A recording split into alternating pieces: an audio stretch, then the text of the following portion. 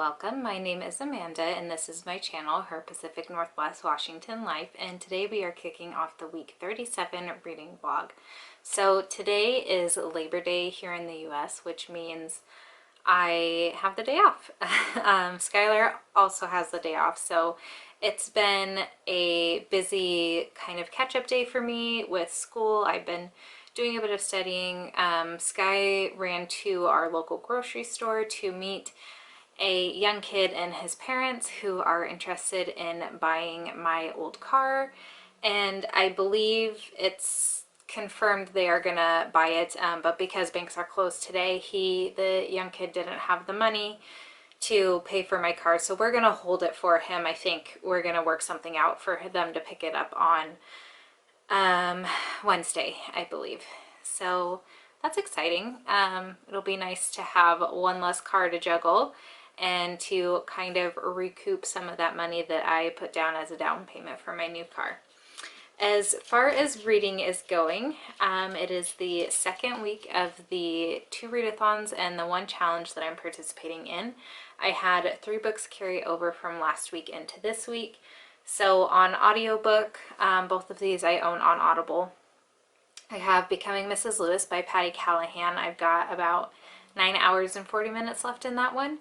And then I put The Beekeeper's Promise on hold just for the moment. I'm going to finish Becoming Mrs. Lewis first, and then I'll go back to The Beekeeper's Promise by Fiona Valpy, and I have 5 hours and 16 minutes left, just because those two are books that I rolled the numbers for the prompts for the Roll the Dice Readathon, and because Becoming Mrs. Lewis was first and The Beekeeper's Promise was the second roll, I decided to finish them in order.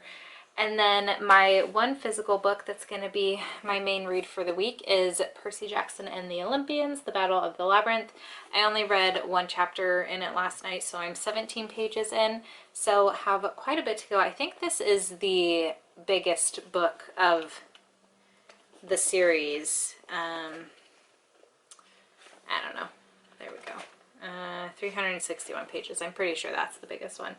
So that'll take me the next couple of days to read.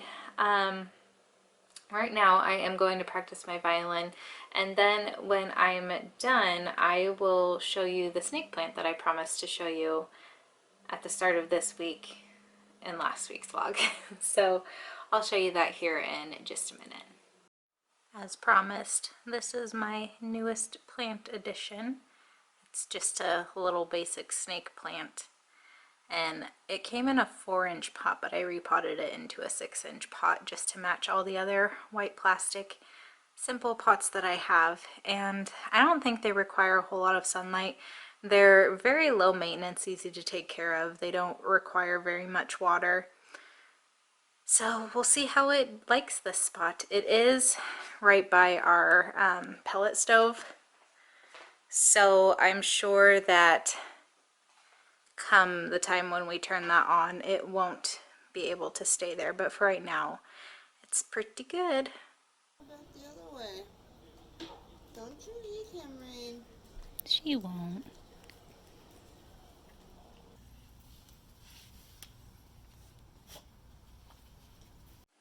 I am a little overdue for a check-in.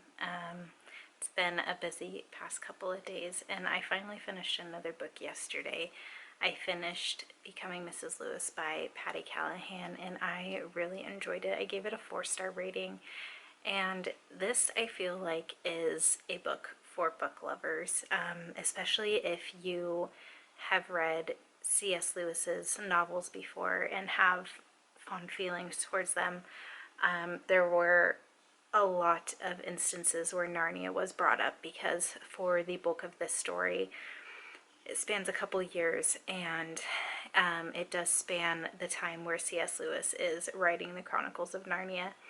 I just thought it was a really interesting story. I know it's fictionalized of Joy Davidman and C.S. Lewis's lives, and their correspondence that they had prior to them getting married. I don't think either of them kept their letters. I know C.S. Lewis didn't. So this is all just kind of from the author's imagination or things that she found. I'm not exactly sure what her research was. And then the sonnets that Joy Davidman wrote for C.S. Lewis were found by one of her sons after she passed away.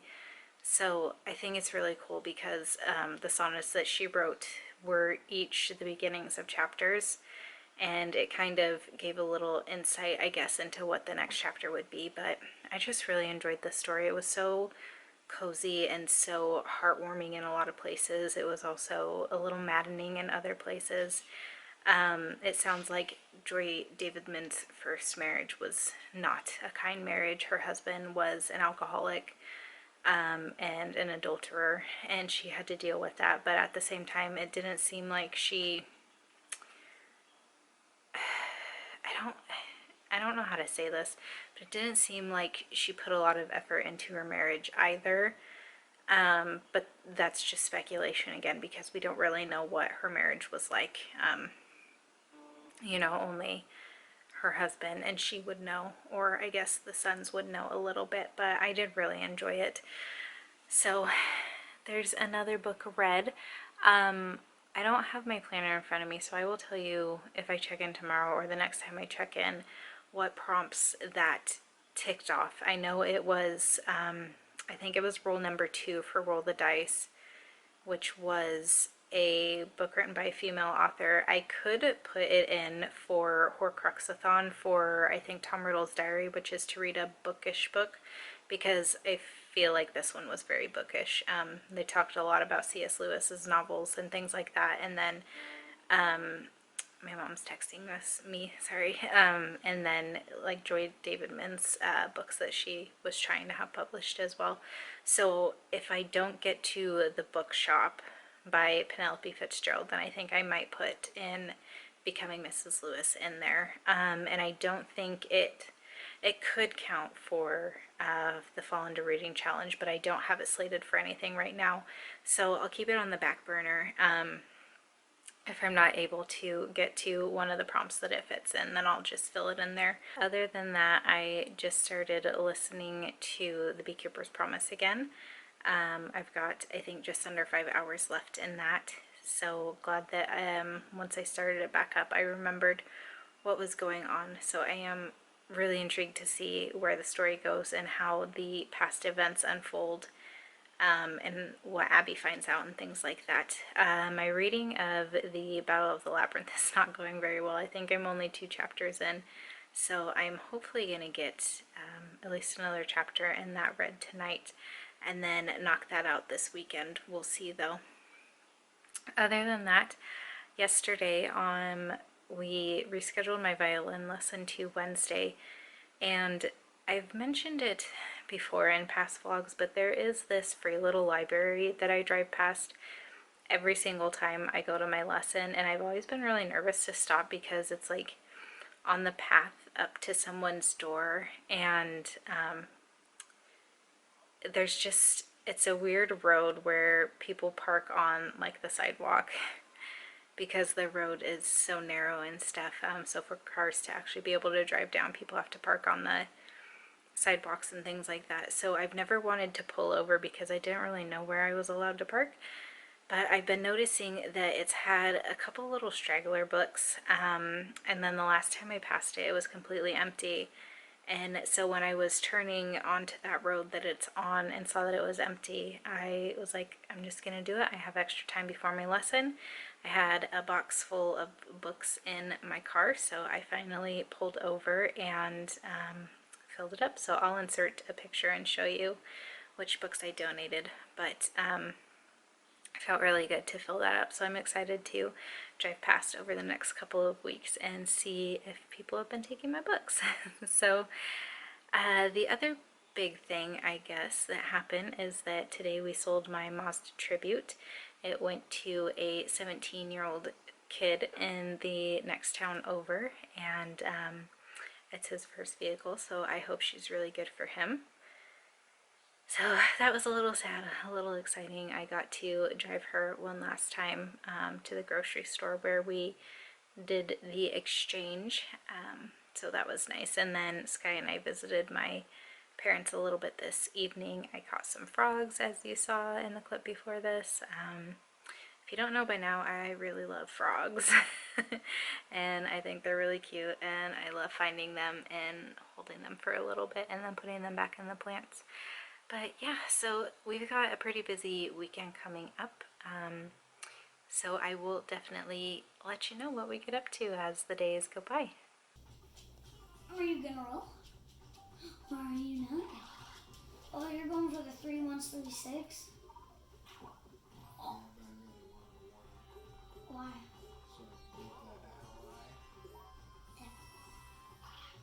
I want an ally.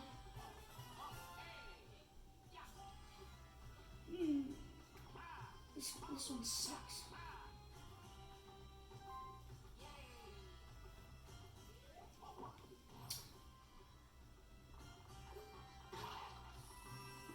Game, yeah? Mini game. Like that against us, right? 4-player mini game. What does the dot mean? Coin, it's a coin mini game.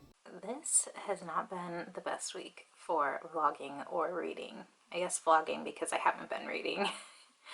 I did finish The Beekeeper's Promise last night by Fiona Valby on audiobook, and I really enjoyed that story. I thought it was an intriguing point of view for World War II, flashing back between present being 2017 and the past being during the time of World War II. I think it spanned about 3 or 4 years of the war. I'm not 100% sure, but our setting is pretty much 100% in this small town in France, where there's a chateau that ends up being taken over by German soldiers as just kind of a setup, headquartery sort of thing.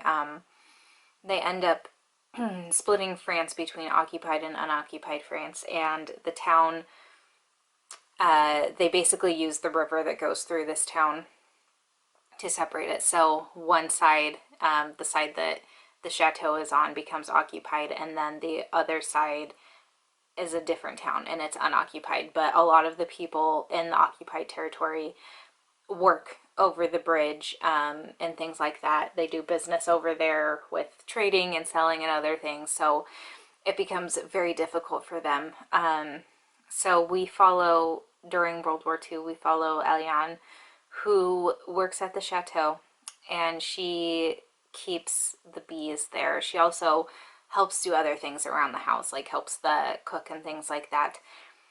And her family becomes part of the resistance in their own separate ways. They kind of keep their different pieces. Well, at least her parents keep their portion, and her brother keeps their portion secret from Eliane and what she's doing for the resistance and things like that. So that portion of it is a really beautiful story of like love and loss and doing what's right and things like that. And then our 2017 portion that follows Abby, we are getting the story as Abby is. So she has had a pretty horrible past. She had a mentally and physically abusive husband. And she is healing from that. She had a very traumatic experience with him that I won't give away because you kind of learn exactly what happened at the end.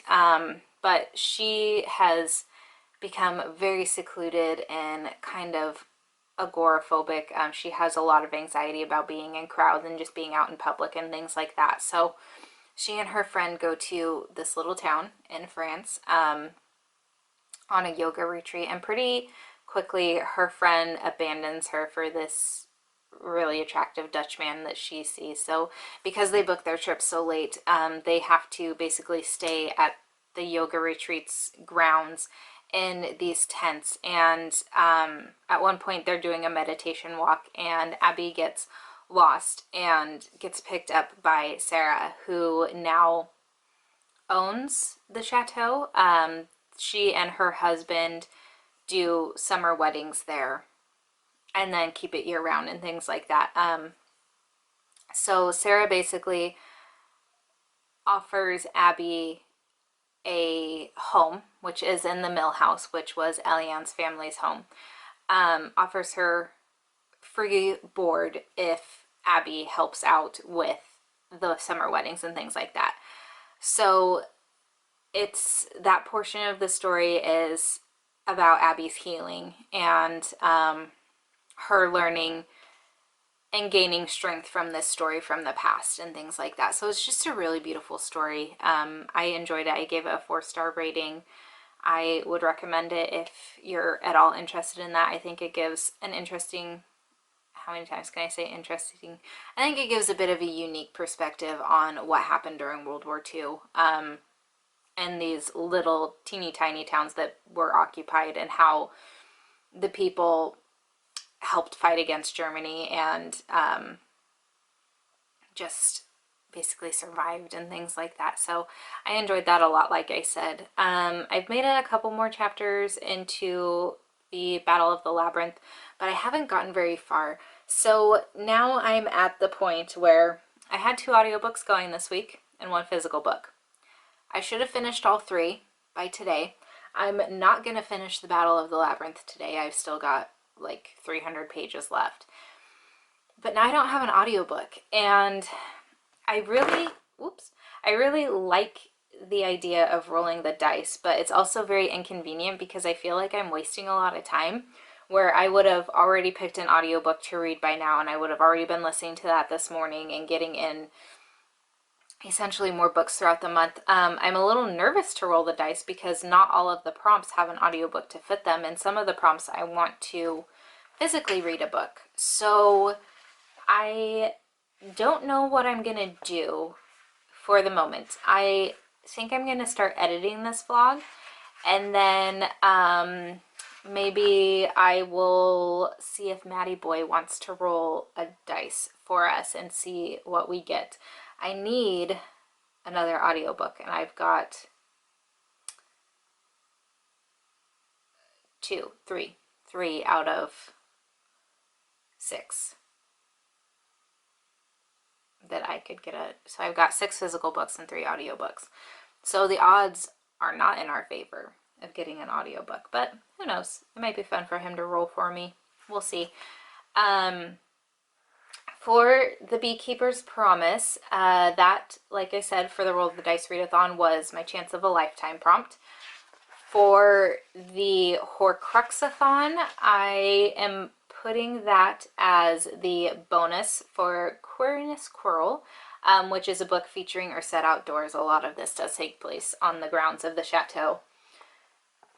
So that works there. And then for Fall into Reading, I put it as historical fiction. So I bumped out Stalking Jack the Ripper for that. And for Becoming Mrs. Lewis, I wasn't going to count that and Fall into Reading, but I ended up putting that for Leaves on the Cover and bumping the Cottingley Secret, because I feel like the Cottingley Secret is, if I don't get to it this month, or during this fall challenge, I think that would be a really good spring read. So I'm not too worried about that at the moment. So that's where we are. I have finished now 3 books for the Roll the Dice Readathon, so I've got 9 more. I have finished 1, 2, 3, 4 for the Fall into Reading challenge, so I've got 20 more, but that's a 3-month long one. And then I have finished 3 for the Horcruxathon, so I've got 5 left to go. And I've got, I think, yes, the Battle of the Labyrinth is a prompt for each one of those readathons. So I'm not doing too badly, I don't think. I'm not feeling stressed out or anything about my reading, which is good because reading for me is fun and escape and a hobby, and I don't want to be stressed out about my reading. So I'm going to get to editing this video now. Plans for the day. Smoke here in Western Washington. There's not a lot of forest fires in this area, but we are having a lot of fires in like the medians and the highways and things like that. So smoke, I know we're getting smoke up from California. We've also got smoke east of the mountains, or fires east of the mountains, and pretty much all of Oregon's on fire as well. So today is worse than yesterday, but yesterday, I'll insert a picture, had a really eerie, like it looked like there was a filter on outside. It was this like yellowy, almost like a sepia or a sepia tone to it. It was really bad. We didn't spend a lot of time outside because you could, when you're breathing in, like it felt like you were breathing in a campfire, or like, you know, things like that. So smoke is still pretty bad today. I think it's going to be clearing up a little bit, or it's expected to. We're safe though, for anyone who's concerned. It just, the rest of the state and basically the whole Pacific Northwest is just in a really bad place right now.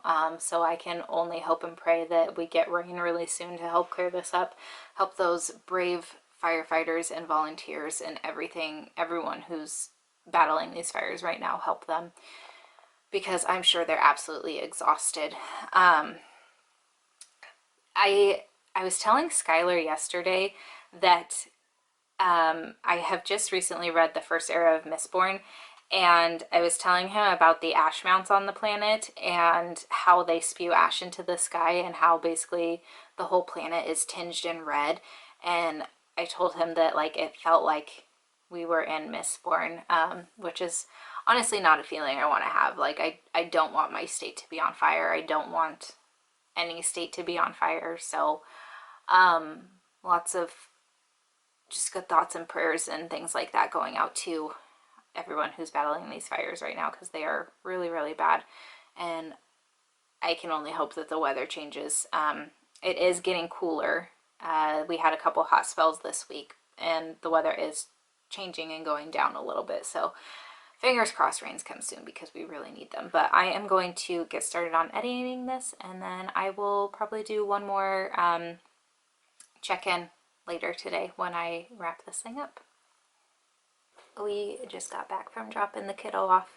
I'm going to insert a video here of the smoke over near where Maddie lives with his mom, because it's quite a bit worse over there. So just to show you what it's like, there's a bridge that we have to cross, and it's got, there's two of them.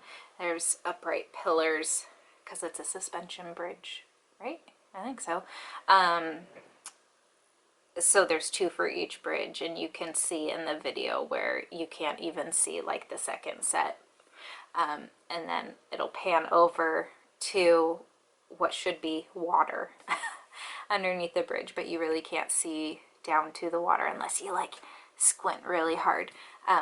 So I'm gonna cut over to that really quickly and then wrap up the video when I'm done with that clip.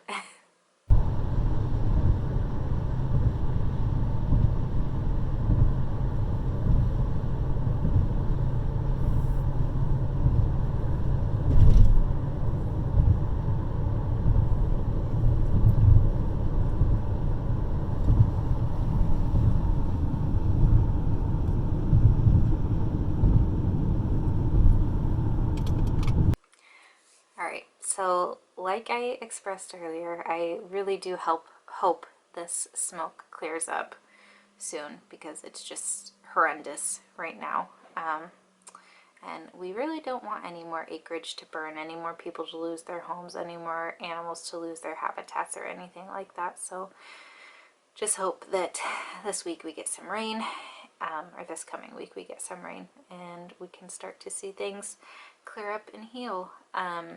As far as reading, I haven't done any more of reading the Battle of the Labyrinth, but I do plan to read that tonight. I went to my girlfriend's house today. One of our other friends came over with her baby, and we just had a girly day, cooing over the baby and eating lunch and building a puzzle and stuff. So it was really nice to just hang out with my girls and get out of the house a little bit. So now is just a relaxing evening. We're gonna watch some X-Files and eat dinner on the couch, which is my favorite thing to do. Yeah, and see where next week takes us. So as always, I would love to know what you got up to this week and what you read and all those fun things. Again, if you're participating in any of the readathons or challenges that I'm participating in this month, just all the things. And I hope that you all are doing well, keeping safe and healthy, especially those that also live in the Pacific Northwest like me and are struggling, well, not struggling, but, you know, dealing with this fire issue. So just please let me know all the things down in the comments below, and I will chat with you there until my next video. Bye.